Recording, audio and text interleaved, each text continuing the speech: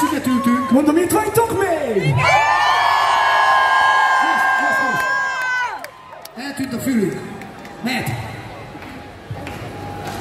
Hogy van?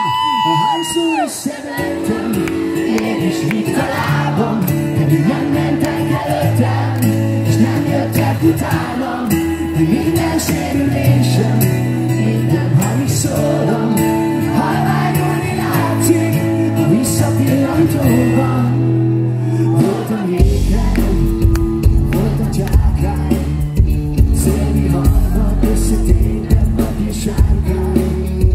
Megtalálva, elfeledve, egy másik ember voltam, életem.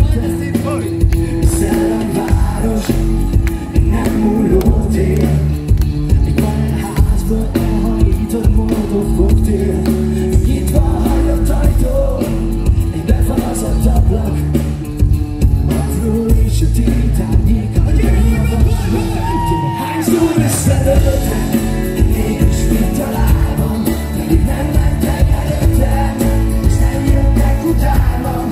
De minden sérülésem, minden hamis szólom, halványulni látszik a visszapillantóban. Megmondom sem ennyi sztori, mennyi szépen lelkész.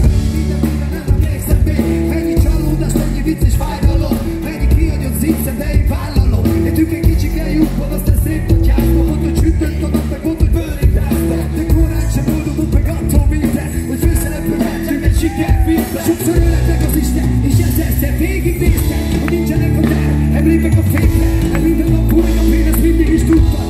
Elrontottam, megjavítottam. A furcsa is, de mindig a tűz volt a trend. Nem szeretem a leggyorsan fújjanak, és az a sok pufon, meg a susegben rúgás. Szép emlék lesz, ha jön a villanyodás.